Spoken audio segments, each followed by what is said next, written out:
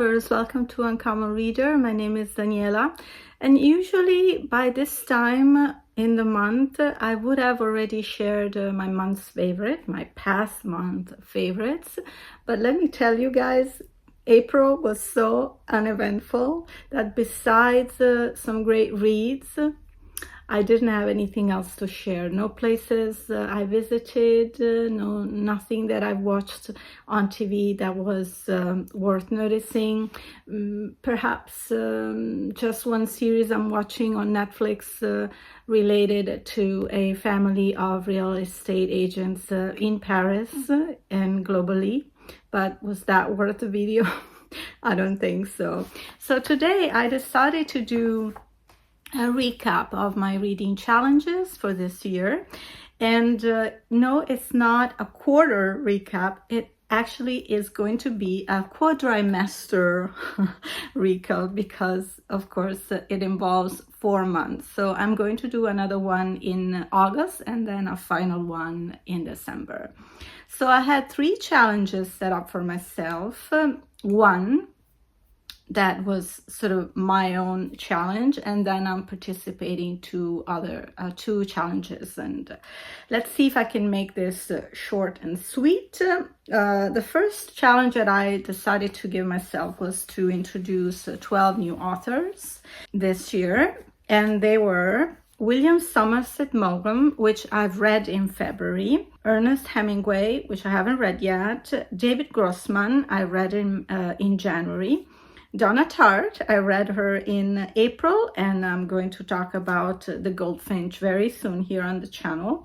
Mark Twain, which I read in February. Nancy Mitford, haven't read her yet. Harriet Beecher Stowe, haven't read her yet, with Uncle Tom's Cabin.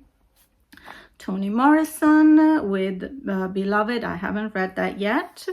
George Orwell, and I read it this month with Animal Farm, absolute 5 stars. I will talk about this book shortly too. James Baldwin, that was my April read with Renee of Beyond Books, with Giovanni's Room, another 5-star read. And then 2 more authors I haven't read yet, Giorgio Amado and Pierpaolo Pasolini, the only Italian in the list, by the way. So now here are the 2 challenges created by other YouTubers that I'm participating in. This was awesome. When I saw the video on Pat's channel, Book Chat with Pat, I said, I got to do it because I had already sort of an idea that I wanted to participate or at least read some really big books. So when I saw the Beefcake challenge, I believe it was in a tag format, and I don't remember if I included it in my video of reading plans for 2025 or if I did a separate video for this. You'll find out. I guess I'll leave links somewhere in the description box. So this challenge was to choose 10 books that would be over 500 pages and read them. But I like the challenge because you can interchange the titles as you go along during the year, and I might just, instead of switching titles, add to it, so we'll see. So here were my then titles, and I can update you whether I've read them or not. Arabian Nights, actually narrated by Kader Abdullah, and I did finish this book. I believe this was a January read. And then Lincoln Highway by Amor Towles, that was a January read, I believe, with Renee again, my buddy read. And then The Grapes of Wrath, I've chosen by Steinbeck, but I haven't read that yet. I've chosen Shantaram, which I am currently reading. I just started it. This is my May/June read, I believe. I've only read like 100 pages so far. And then I have, let me go get it. And here it is, the Pickwick Papers by Charles Dickens. I found this, can you believe it, at an Italian library sale. And at the same time, I found another Dickens book. I think it's Little Dorrit for the same price, like a euro or so. So I'll be reading this in its original language. Moving on, then we have the Casale Saga, the first volume, which I also got at a book crossing. And this is by Elizabeth Jane Howard. I've been meaning to read this saga for a long time. It's a family saga. So adding it to a list, I think it's very motivating for me to finally read it.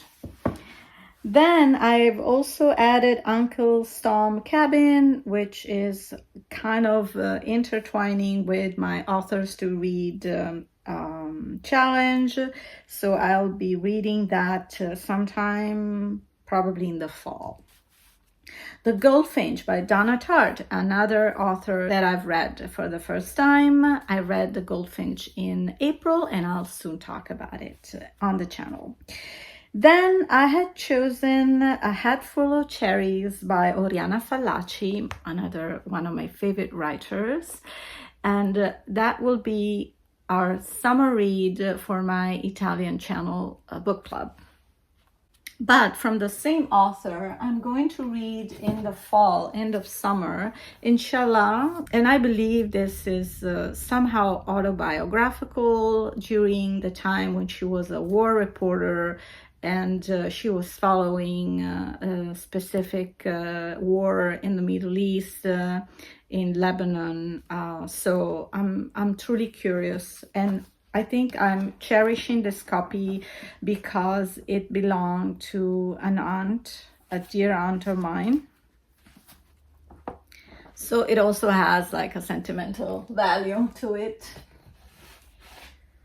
And inshallah could also be a book that will substitute one of these books I listed that I may not end up reading.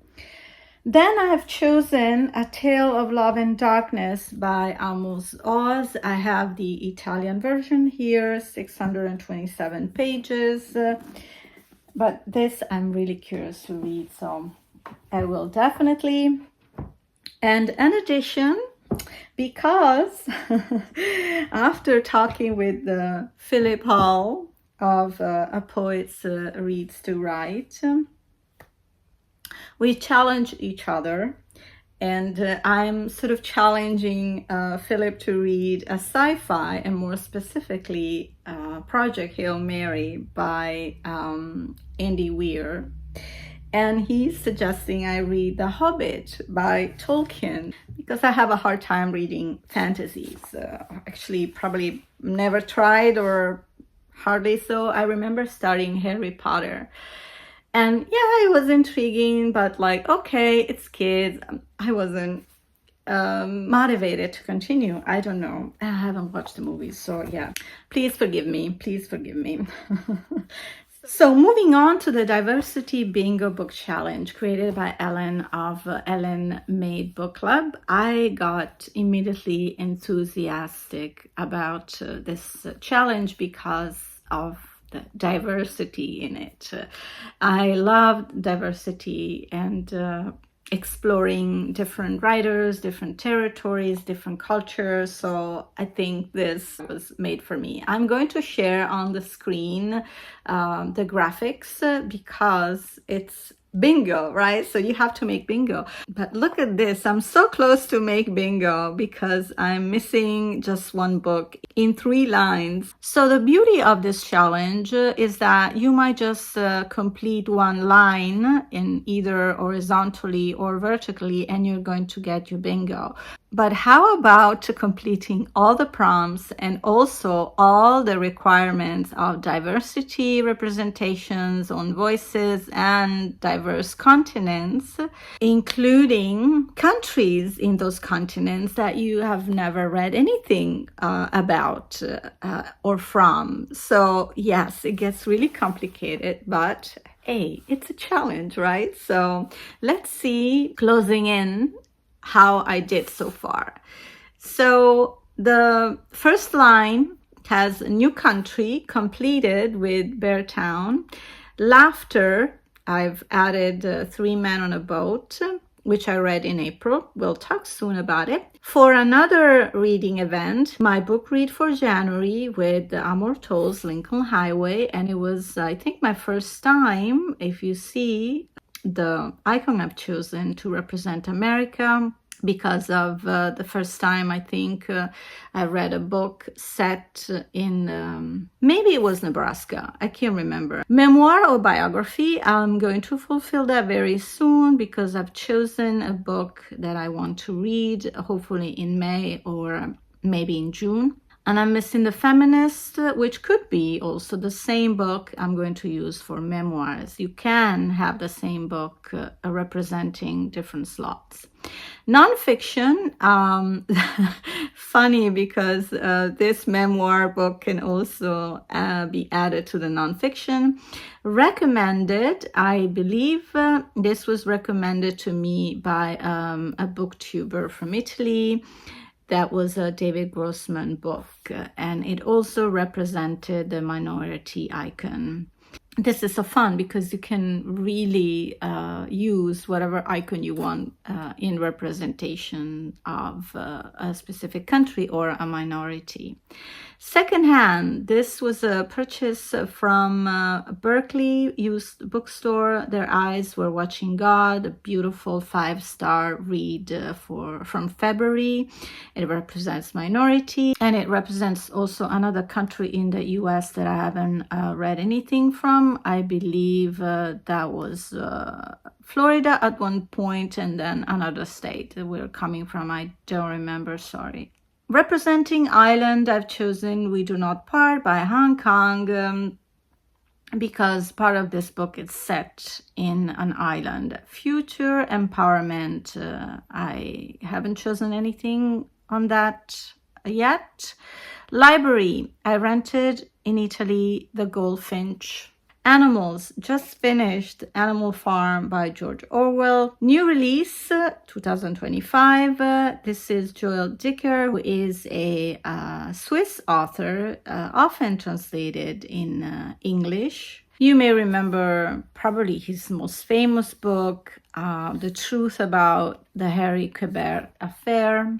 And I just read his latest release, not translated in English yet. I'm just translating the title, The Catastrophic Visit at the Zoo. And it also represents a minority disability because it talks about a special children's class that are kind of resolving a mystery, and it's not like a homicide. It's a very cute story, actually. 5-star read. It's my beloved James Baldwin with Giovanni's Room, another great buddy read with Renee of Beyond Books. Prompt from someone else's list. This is a double, as you've seen in Laughter, a recommendation again from one of my followers in the Italian channel. Going to the last 2 rows, comfort read. No comfort read for me yet. Book plus adaptation. I've chosen The Painted Veil of William Somerset Maugham. They did a movie, and then moving on to mental health. I haven't read anything yet. Backlist. If on a Winter's Night a Traveler. I've chosen that book because I have gotten a copy in Italian in a book crossing spot, and this is an edition that they are not printing anymore. Short story or collection, I've chosen So Late in the Day by Claire Keegan. Loved it, and I believe it was a January read, and I'll of course link anything available as far as these books reviews.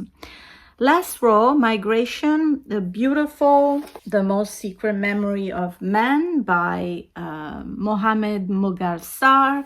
And here we have some icons representing a minority and also Africa.